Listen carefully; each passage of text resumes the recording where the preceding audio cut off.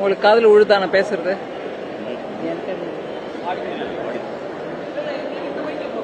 இது மைக்கு போதுமா? சரி, இன்னைக்கு உங்க எல்லாருக்கும் வணக்கம். உங்களுக்கு காதுல உழுதா? உங்களுக்கு உழுதா?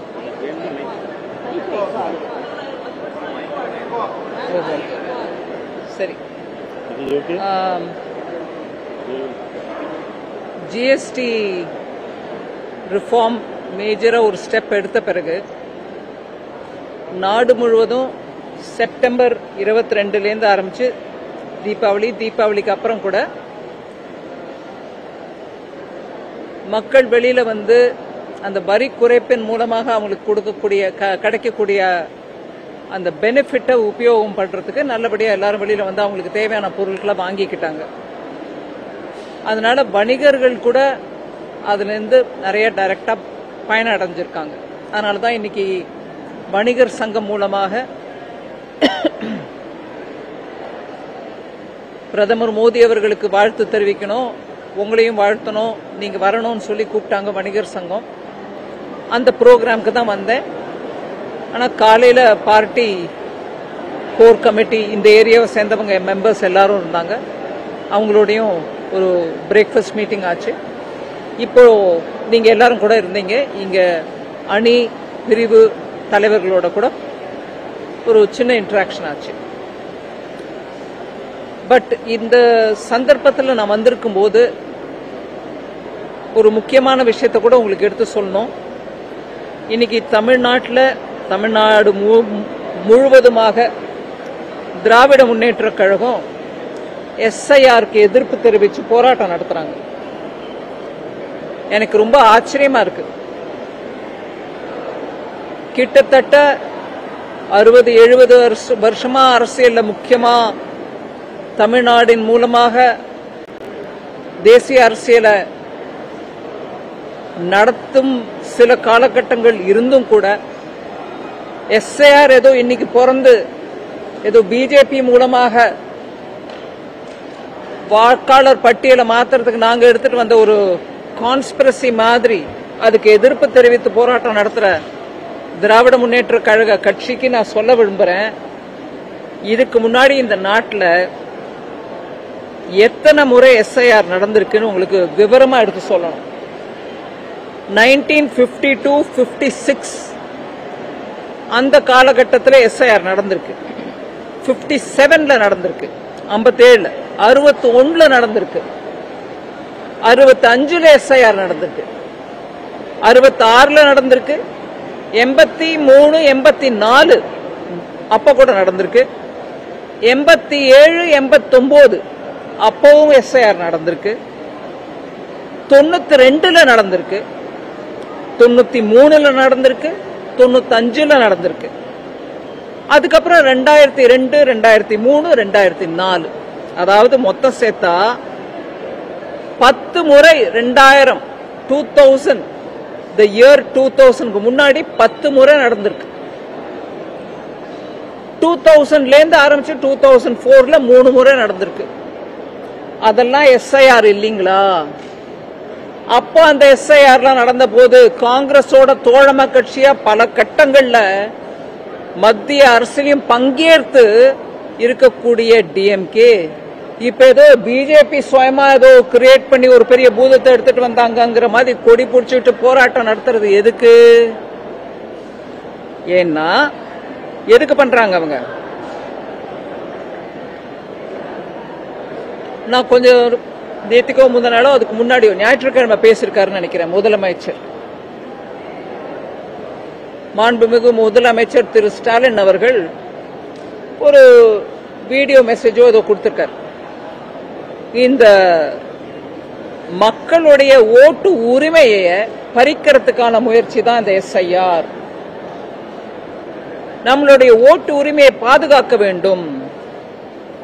இந்த எஸ்ஐஆர்ங்கிறது ஒரு சூழ்ச்சி, இதுல நம்ம அமுட்டுக்க கூடாது அப்படின்னு நான் இங்கிலீஷ்ல இருக்கிறத தமிழ்ல சொல்றேன் உங்களுக்கு. அவரோட எக்ஸாக்ட் வார்த்தை என்னையோ எனக்கு தெரியாது, பட் அவரோட வீடியோவோட சாராம்சம் இதுதான். சோ நீங்க பாத்தீங்கன்னா எடுத்து விளக்கம் சொல்லும் போது கூட அவங்களுக்கு என்ன சொல்றோன்றது புரியாம பேசுறாங்கன்றதுக்கு இன்னொரு உதாரணம் கொடுக்கிறேன். டெபுட்டி சீஃப் மினிஸ்டரா இருக்கக்கூடிய மாண்புமிகு முதலமைச்சருடைய மகன் பேசுறாரு, எஸ்ஐஆர்ன்றதை என்னன்னு அவருக்கு தெரியல. மன்னிச்சுக்காங்க, நான் தப்பா சொல்றேன். அவர் என்ன சொன்னாரு? ஸ்பெஷல் இன்டென்சிவ் ரிவிஷன் சொல்லலைங்க, ஸ்பெஷல் இன்டென்சிவ் ரெஸ்ட்ரிக்ஷன் அப்படிங்கிறார். ரிவிஷனுங்க, ஓட் லிஸ்ட் ரிவைஸ் பண்றது ஒவ்வொரு தேர்தலுக்கு முன்னாடியும் அதை மாத்துவாங்க. இறந்தவங்க பேரை எடுத்துருவாங்க, ஊரை விட்டு வெளியூருக்கு வெளி போனவங்க அவங்க பேரை எடுத்துருவாங்க, இல்ல வேற ஊர்ல இருந்து வந்து இங்க ஒரு 10 வருஷமா இருக்கும் ஆனா எங்க பேரே இல்லைங்க ஓட் லிஸ்ட்ங்கிறவங்க பேரை ஆட் பண்ணுவாங்க. இப்படியாக ஒவ்வொரு தேர்தலுக்கும் முன்னாக எலெக்ஷன் கமிஷன் ஒவ்வொரு தேர்தலுக்கும் முன்னாடி நடத்த வேண்டிய இன்னவே சொல்லணும்னா கட்டாயம் இருக்கு. அந்த நம்மளுடைய கான்ஸ்டிடியூஷன்ல இருக்கக்கூடிய ப்ரொவிஷன்ஸ் நான் கான்ஸ்டிடியூஷனல் நம்பரோட கோட் பண்ணி உங்களுக்கு சொல்றேன். இது ஒவ்வொரு முறையும் ரிவிஷன் கான்ஸ்டிடியூஷன்ல எலெக்ஷன் கமிஷன் செய்ய வேண்டிய கடமை அவங்களுக்கு இருக்குன்றது நம்ம அரசியல் அமைப்பு திட்டத்துல சொல்றாங்க கிளியரா. சோ இது என்னன்னு கூட தெரியாம ரிவிஷன் ரெஸ்ட்ரிக்ஷன் சொல்லக்கூடிய டெபுட்டி சீஃப் மினிஸ்டர் இது என்னமா புரிஞ்சுக்கிட்டு பேசுறாங்கன்றது எனக்கு புரியல. அதனால அவங்க செய்யற ப்ரொடெஸ்டும் எதுக்கு ப்ரொடெஸ்ட் பண்றாங்க? இறந்தவங்களை லிஸ்ட்ல ஒண்ணு வைங்கிறாங்களா, இல்ல ஊரை விட்டு வெளியில போனவங்க பேர் இருக்கட்டும் அதுல நாங்க போய் குத்திக்கிறோங்கிறாங்களா, இல்ல வெளியூர்ல இருந்து வந்தவங்களை இங்க சேர்க்காதீங்க அவங்க தமிழரா இருந்தாலும் அந்த மாவட்டத்தை சேர்ந்தவங்களா இருந்தா கூட எங்களுக்கு வானங்கிறாங்களா? எதுக்குங்க இந்த ப்ரொடெஸ்ட்?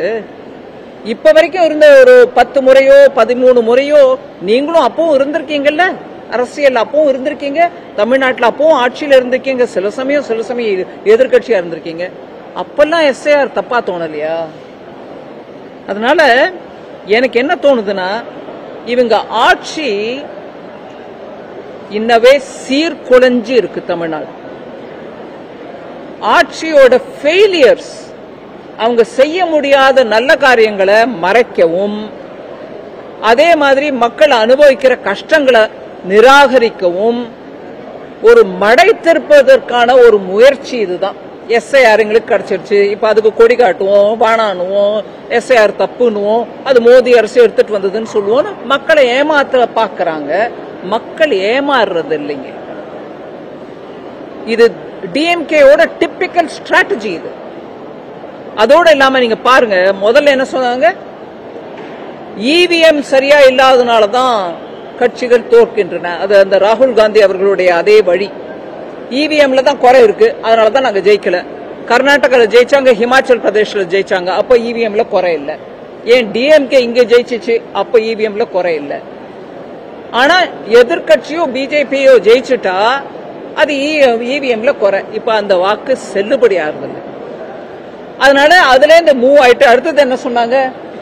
நீங்க ஈடிய அரசியல் ரீதியா உபயோகிக்கிறீங்க, எதிர்கட்சியை எப்ப பாரு குவெஸ்டின் பண்றீங்க, சர்வே பண்றீங்க, சர்ச் பண்றீங்க, அரெஸ்ட் பண்றீங்க, கோர்ட்டுக்கு இழுக்கிறீங்க அப்படின்னாங்க.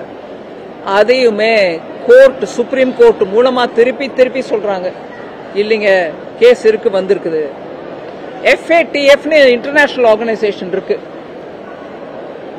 ஃபண்டிங் ஃபார் டெரருக்கு எகெயின்ஸ்ட் அ பாடி. அது financial action against terror funding.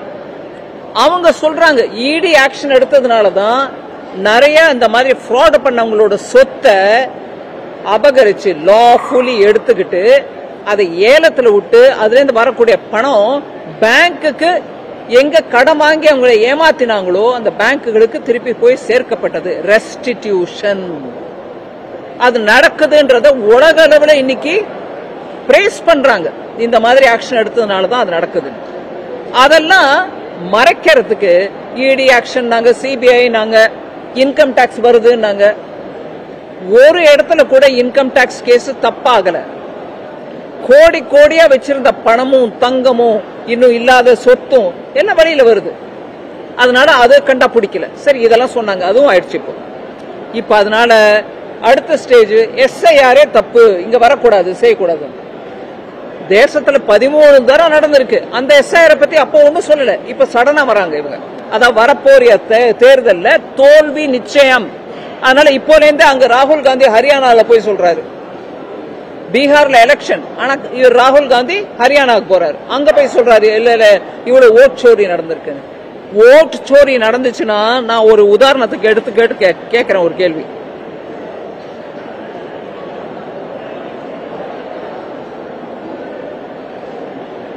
கிட்டத்தட்ட 4379 டியூப்ளிகேட் ஓட்டர்ஸ் இருக்காங்க குளத்தூர் தொகுதியில். அதாவது ஒரே பேர், ஒரே சொந்தக்காரங்க பேரு, ஒரே வயசு, பட் டிஃபரெண்ட் எபிக் நம்பர், அதாவது electoral numbers, voter list, voter card number வேற வேற. 4379 டியூப்ளிகேட் ஓட்டர்ஸ் குளத்தூர்ல. உதாரணத்துக்கு நான் ஏதோ குத்துமதிப்பா சொல்லலைங்க, உதாரணத்துக்கு சொல்றேன்.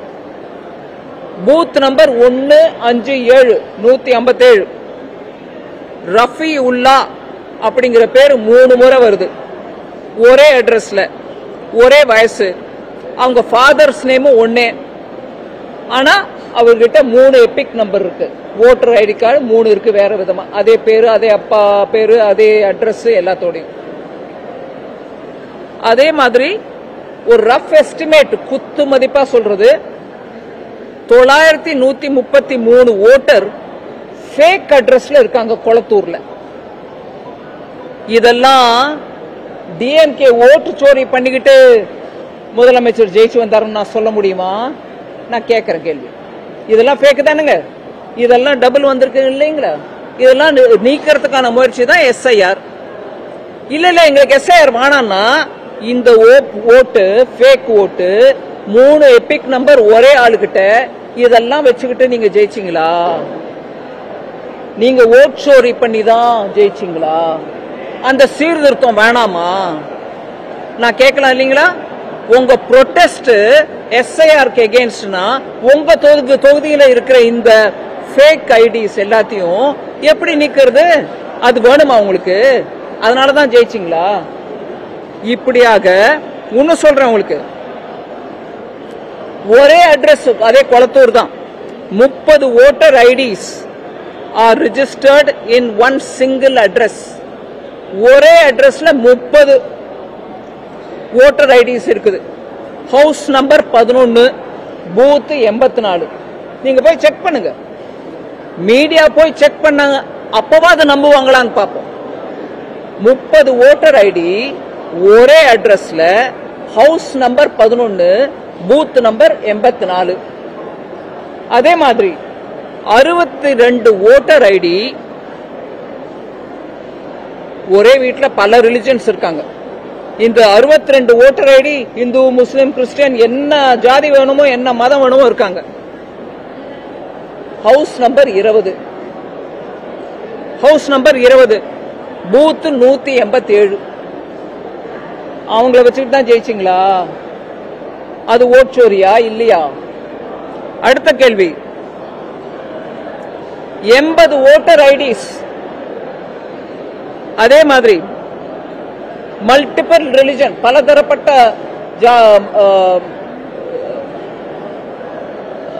மதங்கள். House number 10, booth 140. அங்கேயும் 80 ஓட்டர் ஐடிஸ் அந்த ஒரு அட்ரஸ்ல, ஒரு வீட்டில் இருக்குது. அவங்க ஒவ்வொரு ஜாதி, ஒவ்வொரு மதம். ஆக்சுவலா வெரிஃபிகேஷன் பண்ணப்போ, இந்த விஷயத்துல வெரிஃபிகேஷன் பண்ணப்போ, அதே ஓட்டர் வேற வேற அட்ரஸ்ல வாழ்ந்துகிட்டு இருக்காங்க. அந்த ஓட்டர் வேற வேற அட்ரஸ்ல நியாயமா வாழ்ந்துகிட்டு இருக்காங்க. ஆனா அந்த ஓட்டர் பேரெல்லாம் இந்த அட்ரஸ்ல இருக்குது. இதை திருத்தணுமா வேணாமா? மொத்தத்துல ஒட்டு மொத்தமா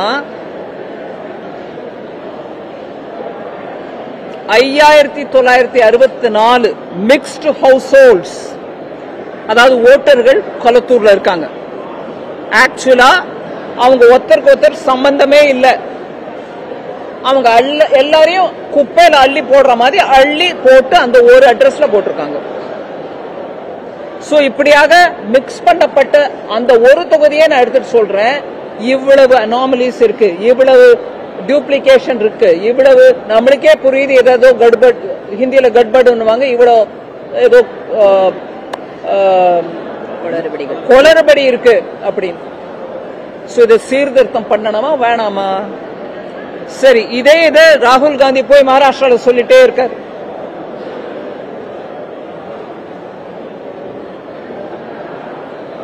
மகாராஷ்டிரால சீர்திருத்தம் பண்ணல, ரிஃபார்ம் பண்ணல.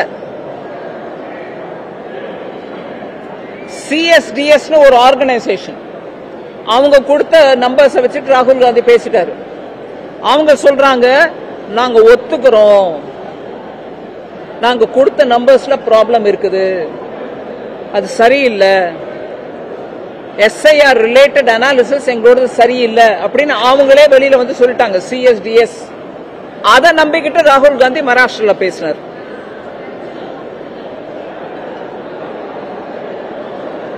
அதனால இந்த ஓட்டர் விஷயத்துல நான் உங்களுக்கு சொன்னேன், எலெக்ஷன் பீகார் விஷயம் ஒரு முறை பீகார் விஷயம் சொல்லிடுறேன். கொஞ்சம் பின்னாடி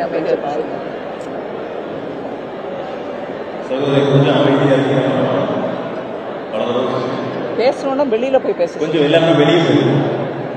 பேசணும்னா வெளியில போய் பேசணும்.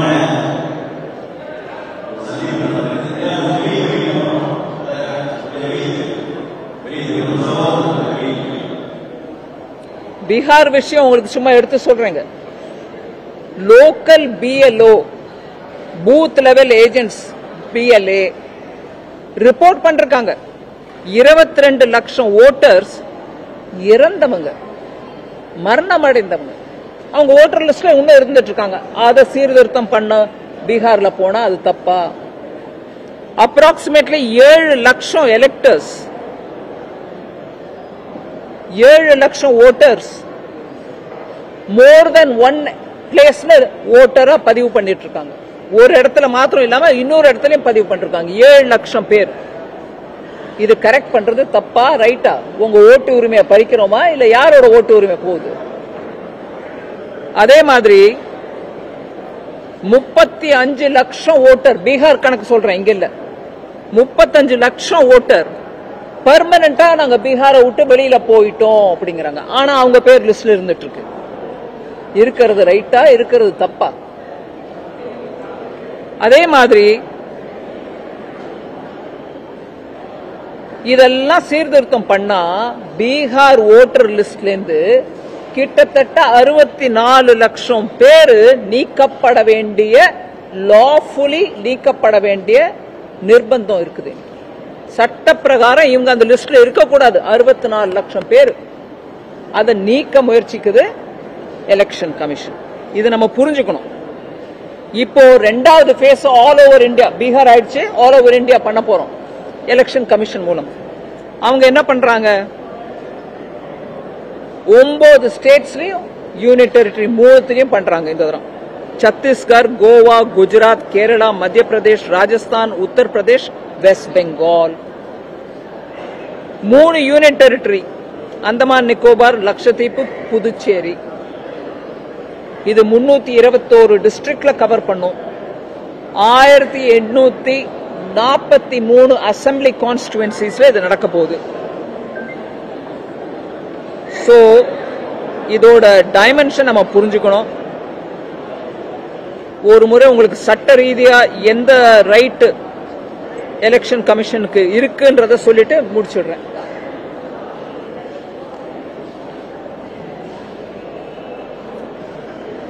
ஆர்டிகல் 324 இருந்து 329 வரைக்கும் கான்ஸ்டிடியூஷன் ஆஃப் இந்தியால article 324 to 329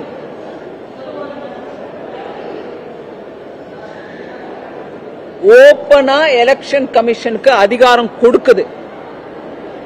it empowers the election commission. Electoral Rolle's prepare பண்றதுக்கான கடமை எலெக்ஷன் கமிஷனுக்கு இருக்குன்றது அந்த ஆர்டிகல் சொல்லுது.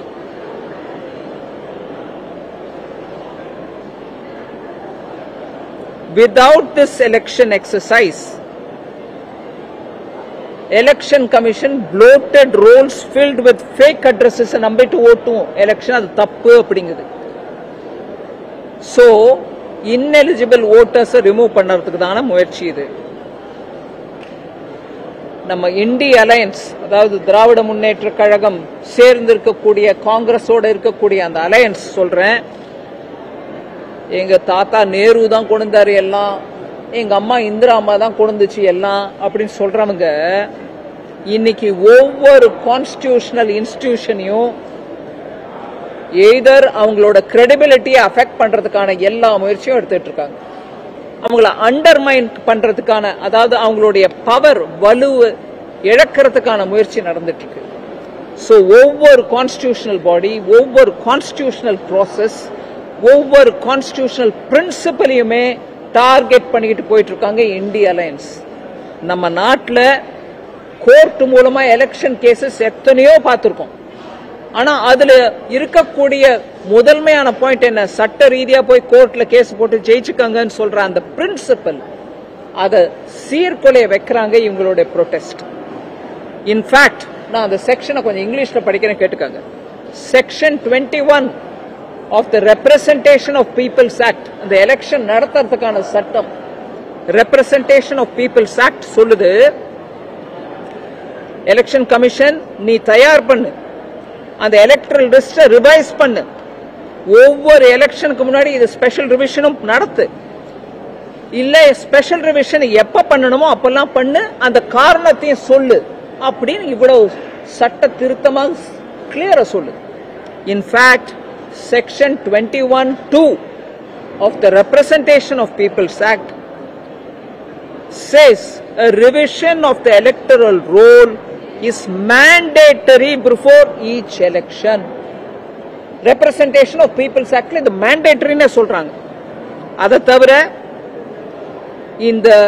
இந்த கண்டிஷன் ஏதோ புதுசாவோ இல்ல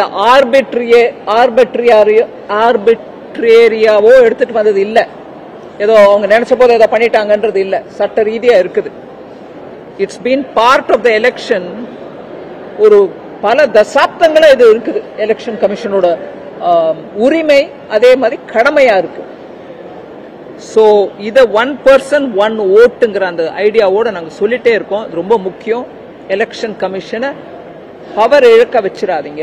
இதுதான் நம்ம நாட்டுக்கு. ஆக்சுவலா வெளிநாட்டுல எல்லாம் இப்ப சொல்றாங்க, உங்க எலெக்ஷன் கமிஷன் எங்க கிட்ட வர சொல்லுங்க, எங்களுக்கு கத்துக் கொடுக்க சொல்லுங்க அப்படின்னு. அந்த இன்ஸ்டிடியூஷனை அண்டர்மைன் பண்றதுல முக்கியமா டிஎம்கேயும் காங்கிரஸும் முன்னின்று நடத்துறாங்க. நாங்க கேள்வி கேட்டோமே, நீங்க கொளத்தூர்ல ஓட்சோரி மூலமா ஜெயிச்சிங்களான்னு, அது யோசிங்க. மீடியாவும் அந்த கேள்வி கேட்கணும். எங்க இவ்வளவு அனாமலிஸ் இருக்கு உங்களோட கான்ஸ்டுவன்சியில, உங்க அசம்பிளி தொகுதியில, அது யார் கரெக்ட் பண்ணுவாங்க? பின்ன அதெல்லாம் வேணுமா? இறந்தவங்க உங்க லிஸ்ட்ல இருக்கணுமான்னு கேளுங்க. சோ அதோட நிறுத்திக்கிறேன். The rest is for you.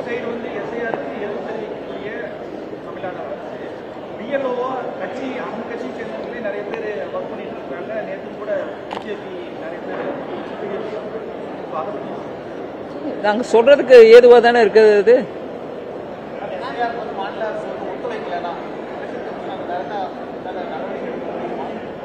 எடுப்பாங்கன்னு நினைக்கிறேன். ஏன்னா இவ்வளவு சட்ட ரீதியா அவங்களுக்கு இருக்கக்கூடிய அதிகாரத்தை குலைக்கிறதுக்கு முயற்சி பண்ணா யாரு சும்மா இருப்பாங்க? சட்ட ரீதியா ஆக்ஷன் எடுப்பாங்க.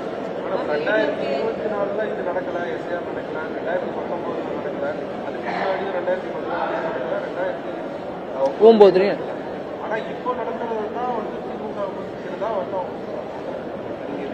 நடத்துறது தப்பு. இது வரைக்கும் நடத்தாதனால இப்படியே ஓட்டுங்க, குப்பையை வச்சுக்கிட்டே ஓட்டுவோம், குப்பையை வச்சுக்கிட்டே ஓட்டு போட போவோங்கிறீங்களா? சீர்திருத்தத்துக்கு அவங்களுக்கு இருக்கிற உரிமைய கேள்வி கேட்கிறோம்னா இப்ப வரைக்கும் கேட்காம இப்ப ஏன் கேட்கறீங்க? நான் திருப்பி உங்களே கேட்கலாமா அந்த கேள்விய? ஏங்க நடத்தல 2009, ஏங்க நடத்தல 2014? அப்போ நின்று கேட்டிருக்கணும் அதே டிஎம்கே. அதை கேட்கல. இப்ப நடத்தும் போது வந்து கேட்கிறோம். ஏன்னா அப்ப நடக்கல அப்ப நீங்க ஏன் வாய மூடிட்டு இருந்தீங்க? கேட்டிருக்கலாம் இல்ல? எலெக்ஷன் கமிஷனே ஏன் சும்மா இருந்த? வரங்க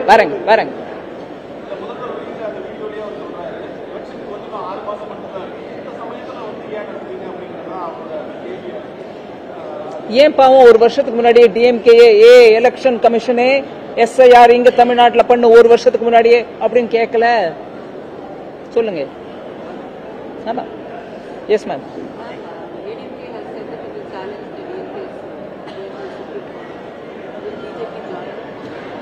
Let's see. When there is something to tell, I'll tell you. இருங்க ஒரு நிமிஷம் இருங்க. வேற யாராவது கேள்வி இப்ப வரைக்கும் கேட்காதவங்க கேளுங்க, அதுக்கப்புறம் அது தெரியும். ஆதார் கார்டு நம்பர் வந்து மென்ஷன் பண்ண சொல்லி கேட்கறேன். அதை வந்து எப்படி சில பேர் வேண்டாம் அப்படிங்கிறாங்க, ஆதார் கார்டு நம்பர் வேண்டியது இல்லை அப்படிங்கிறாங்க. ஆனா இதுல மென்ஷன் பண்ண சொல்லி கேட்கறாங்க. சரி, அதுல என்ன தப்பு இருக்கு? இல்ல மேடம், அது ஆல்ரெடி வந்து ஒரு 1 இயர் முன்னாடியே ஆதார் கார்டு பிளஸ் எல்லாத்தையும் நம்ம இணைச்சோம் இல்லையா? ஆதார் கார்டு கூட எல்லாத்தையும் இது பண்ணும்போது அப்ப ஓட்டர் ஐடி அப்படியே இணைச்சிருக்கோம் இல்லையா? வந்து இறக்க வேண்டிய நிறைய பண்ணலாம், நிறைய பண்ணலாம்.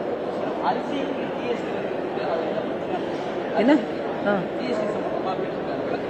என்ன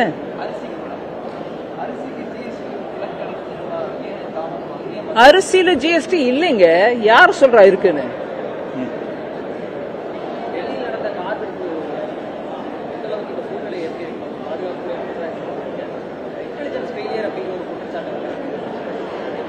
அதோடு ஆமா, செங்கோட்டை முன்பே நடந்திருக்கு. உடனே உள்துறை அமைச்சரும் அங்க போயிருந்திருக்கிறாரு, ஹாஸ்பிட்டல்ல போய் அடிப்பட்டவங்களை பார்த்திருக்காங்க.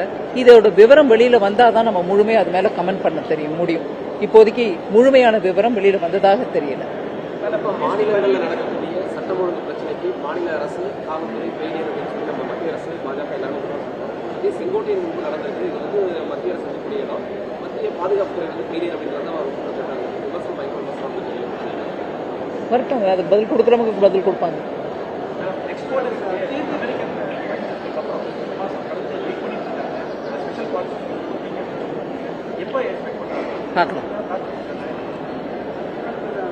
நாங்க அவங்களோட தொடர்புல இருக்கோம், இண்டஸ்ட்ரி. எஸ் எஸ், வரும்போது சொல்லிடுறோம். ஒரு நிமிஷம்.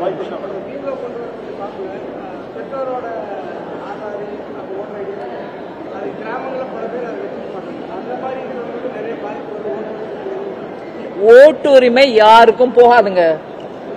நம்ம குடிமக்களா இருக்கக்கூடிய யாரோட ஓட்டு உரிமையும் போகாது. ஆனா அதுக்குன்னு என்கிட்ட ஒரு காகிதமும் இல்ல, எங்க அப்பா அம்மா பத்தி எனக்கு விவரம் இல்ல, ஆனாலும் நான் ஓட்டுற அங்க இருப்பேன் அப்படின்னு டிமாண்ட் பண்ணீங்கன்னா அவங்களோட ரூல் பிரகாரம் கேக்குறாங்க.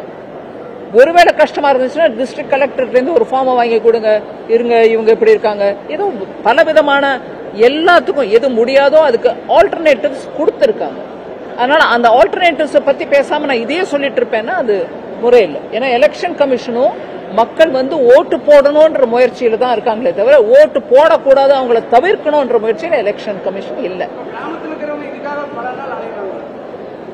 அலைய வேணாங்க, அவங்க பூத் லெவல் ஆஃப் ஏஜென்சி கிட்ட ஏஜென்ட்ஸ்க்கு சொல்லிட்டாங்கன்னா அவங்க பண்றாங்க உங்களுக்கோசம். அலைய வேண்டாம், யாரையும் அலைய வேண்டிய நிர்பந்தம் இல்லை.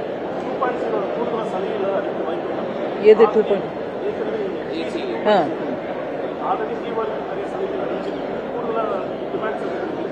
கூடுதலா ஒரு டிமாண்டும் இல்லைங்க. தொழில் ஈஸியா நடத்துறதுக்கான ஈஸ் ஆஃப் டூயிங் பிசினஸ் சொல்றோம் பாருங்க, குறைச்ச ஃபார்ம், அந்த ஃபார்ம்ல சிம்பிள் என்ட்ரி போடுங்க.